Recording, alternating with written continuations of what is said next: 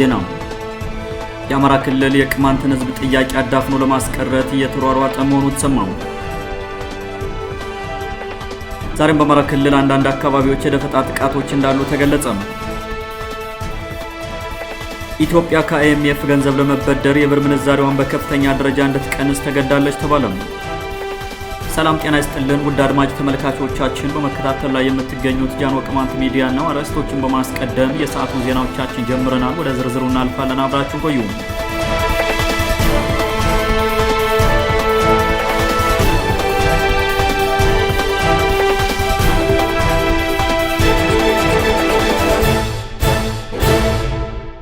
የአማራ ክልል የቅማንትን ህዝብ ጥያቄ አዳፍኖ ለማስቀረት እየተሯሯጠ መሆኑ ተሰማ።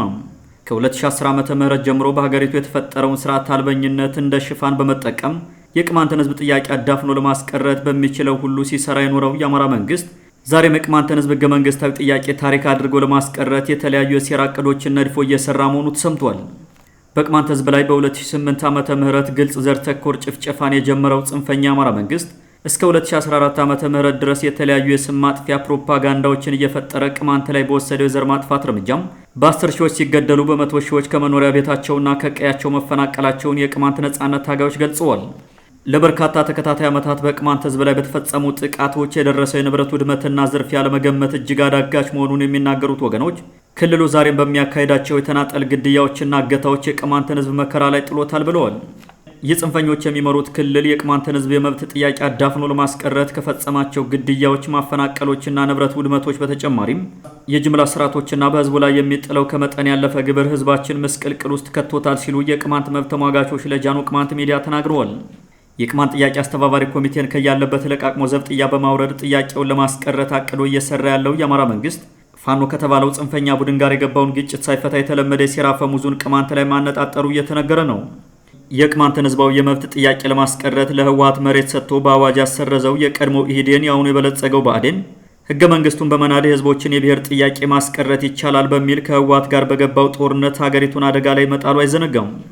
የአማራ ብልጽግና ከፋኖ ጋር በገባው ግጭት ውስጥ ሆኖ በምዕራብ ጎንደር፣ መተማና ቋራ አካባቢዎች የሚኖሩ ቅማንቶች በአደራጆች ሽፍታ የተለያዩ በደሎች እንዲያስተናግዱ አድርጓል የሚሉት የመተማ ወረዳ ቅማንቶች ዝርፊያ፣ ግድያ፣ እገታና እስራት የቀን ተቀን ተግባራት ሆነዋል ሲሉ ተናግረዋል። ከመተማ ከነሐሴ 2013 ዓ.ም ጀምሮ በግፍ ተፈናቅለው ሱዳን የሚኖሩ ከ10 ሺህ በላይ ቅማንቶችን በተለያዩ ማጭበርበሪያ መንገዶች መልሰው ካመጡ በኋላም ሁሉንም የመተማና ቋራ ቅማንቶች ከአካባቢው ለማጽዳት እየሰራ ያለው ጽንፈኛ አማራ መንግስት ወልደሰንበት በተባለው ፖለቲከኛ መነኩሴ በኩል ስራ መጀመሩ ተሰምቷል። ኮሚቴውን እንድንለቀው ወደ ሱዳን የሄዱ ስደተኞችን መልሳችሁ አስገቡ ተብለናል እያለ የተለመደ ሰይጣናዊ ድስኩሩን የሚያስወራው ወልደሰንበት ዛሬም የቅማንት ኮሚቴንና የነጻነት ታጋዮችን አታሎ አስገብቶ እንዳሳሰረው ሁሉ ሱዳን ተጠልለው የሚገኙ ቅማንቶችን መልሰው በማምጣት የለመዱትን ግፍ ለመስራት እየተከለፈለፉ መሆናቸው ምንጮች ገልጸዋል። ከዚህ በተጨማሪ የዚህ የከሰረ ፖለቲካቸው አንዱ ክፍል የሆነውን ሽንፋን እንገድባለን የሚል ዲስኩር ዛሬም መልሰው አምጥተው ህዝቡን እያስፈራሩ መሆናቸውን ጃኖ ቅማንት ሚዲያ መዘገቡ አይዘነጋም። መላው የቅማንት ህዝብ በተለመደው መንገድ ራሱን በማደራጀት ይህን የጽንፈኞች ሴራ ለማክሸፍ ጠንክሮ መስራት እንዳለበት የቅማንት ነጻነት ታጋዮች ጥሪ አስተላልፈዋል።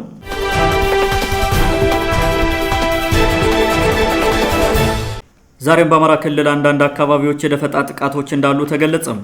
መንግስት ወደ ተራ ሽፍትነት ተቀይሯል ያለው ፋኖ የአማራ ብልጽግና ካድሬዎች በሚሰጡት መረጃ እየታገዘ ፖሊስ ጣቢያዎችን ጨምሮ በተለያዩ መንግስት ተቋማት ላይ ጥቃት እያደረሰ ነው ተብሏል።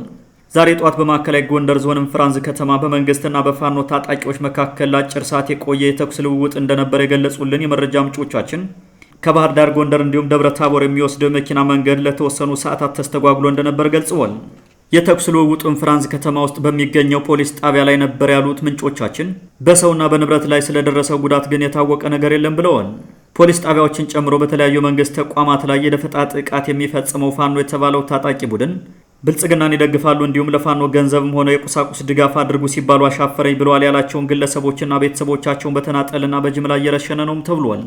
ክልሉን በህዝቡና በመከላከያው እንዲሁም አዲስ በተቋቋመው የቀድሞው ልዩ ኃይል የአሁኑ አድማ በታኝ የጋራ ትብብር ወደ አንጻራዊ ሰላም መልሼዋለሁ የሚለው የአማራ ብልጽግና እሱ ራሱ ግን በነጻነት ከቦታ ቦታ መንቀሳቀስ ቀርቶ ከገዛ ቤቱ ያለ ጠባቂ በሰላም ተኝቶ እንደማያድር ይታወቃል።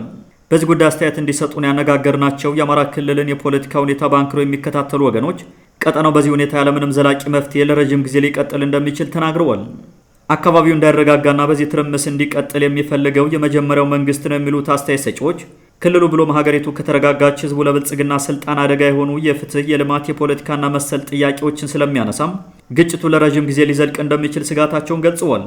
የአማራ ብልጽግና በክልሉ ያለው ውጥረት ከብሔር ግጭት አልፎ የሃይማኖትም ጭምር እንዲሆን እየሰራ ይመስላል ያሉት የጃኖ ቅማንት ሚዲያ ምንጮች በተያዘው ወር ብቻ ራሱ የአማራ ብልጽግና ካድሪ ፋኖ ከተባለው ኃይል ጋር እየተመሳጠረም በእስልምና እምነት ተከታይ የክልሉ ነዋሪዎች ላይ እገታዎች፣ ግድያዎችና ልዩ ልዩ ወንጀሎች እንዲፈጸም ሲያደርግ ሰንብቷል ብለዋል።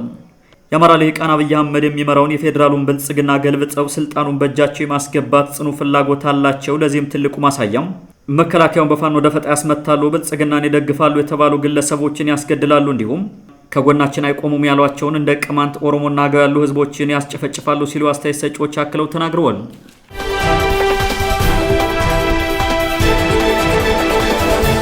ኢትዮጵያ ከአይኤምኤፍ ገንዘብ ለመበደር የብር ምንዛሬዋን በከፍተኛ ደረጃ እንድትቀንስ ተገዳለች ተባለም። ካለፉት 4 ዓመታት ጀምሮ ከዓለም የገንዘብ ድርጅት አይኤምኤፍ ብድር ማግኘት ያልቻለችው ኢትዮጵያ የገጠማትን ከፍተኛ የውጭ ምንዛሬ እጥረትና እየወደቀ ያለውን የምጣኔ ሀብቷን ለማገገም ያስችላል ያለችውን 3.5 ቢሊዮን የአሜሪካን ዶላር ለመበደር ያቀረበችው ጥያቄ እንዲመለስላት የብር ምንዛሬዋን በጥቁር ገበያ ካለው ምንዛሬ ጋር ተቀራራቢ እንድታደርግ መጠየቋ ተሰምቷል። በጉዳዩ ላይ ለመወያየት ወደ አዲስ አበባ መጥቶ የነበረው አይኤምኤፍ ከኢትዮጵያ መንግስት ባለስልጣናት ጋር በሚጠበቀው ልክ ሳይግባባ የተመለሰ ሲሆን የኢትዮጵያ መንግስት ሳይወድ በግድ የአይኤምኤፍን ቅድመ ሁኔታ አሟልቶ ገንዘቡን ለመበደር መወሰኑ አይቀርም ተብሏል። ኢትዮጵያን የጎበኘው አይኤምኤፍ በበርካታ ጉዳዮች የኢትዮጵያ መንግስት መሻሻል ቢያሳይም ገንዘቡን ለመበደር የሚቀሩ ነገሮች መኖራቸውን ጠቅሶ ለጊዜው የኢትዮጵያ ጥያቄ በተንጠልጠል መሆኑን አሳውቆ ነበር። ምንም እንኳ አይኤምኤፍ በግልጽ የዶላር ምንዛሬውን ኢትዮጵያ መጨመር አለባት የሚል መግለጫ ባይሰጥም እንደ ወቅቱ የሚቀያየርና ገበያ የሚወስነው የምንዛሬ ልክ እንዲኖር ስለሚፈልግ የኢትዮጵያ መንግስት ጉዳዩን እያጤነው ነው ተብሏል። በኢትዮጵያ ያለው የከፋ የዶላር እጥረትና በመንግስት ታንቆ የተያዘ የምንዛሬ መጠን መኖሩ ዶላሩ በጥቁር ገበያ የሚሸጥበትን መጠን ከ117 እስከ 120 ብር አሳድጎታል ተብሏል። በአሁኑ ሰዓት 1 ዶላርን በ56.7 ብር የሚለውጠው የኢትዮጵያ መንግስት የአይኤምኤፍ ብድር ለማግኘት ሲል ይህን የምንዛሬ መጠን በከፍተኛ ደረጃ ሳያሳድገው እንደማይቀር ምንጮች ጠቁመዋል። የኢትዮጵያ መንግስት የብርን ዋጋውን ካለበት መጠን በከፍተኛ ሁኔታ መቀነስ የተጋነነ የዋጋ ግሽበትና የመሳሰሉ የምጣኔ ሀብት ችግሮችን ይዞ ይመጣል የሚል ከፍተኛ ስጋት እንዳለውም ተነግሯል። ሀገሪቱ በአሁኑ ሰዓት የ28.2 ቢሊዮን ዶላር ዕዳ እንዳለባት መንግስት ባለፈው መጋቢት ማሳወቁም አይዘነጋም። የብልጽግና መንግስት ወደ ስልጣን ሲመጣ የነበሩትን የፖለቲካ የምጣኔ ሀብትና ማህበራዊ ችግሮች በተለያዩ የፖሊሲ ለውጦች ከማሻሻል ይልቅ አውዳሚ ወደሆነ ጦርነት ውስጥ በመግባቱ ይህን ሁሉ የምጣኔ ሀብት ውድመት አምጥቷል ሲሉ ምሁራን ይተቻሉ። አሁንም ቢሆን በሀገሪቱ ውስጥ የተፈጠሩትን ወታደራዊ ግጭቶች በሰላማዊ መንገድ በመፍታት የወደቀው ምጣኔ ሀብት እንዲያገግም ካልተደረገ በስተቀር የተጠየቀውን 3.5 ቢሊዮን ዶላር ብድር ከአይኤምኤፍ ቢያገኝም ለጦር መሳሪያ መግዣና ወታደራዊ ማሰልጠኛ ከማድረግ የሚመለስ አይደለም ተብሏል።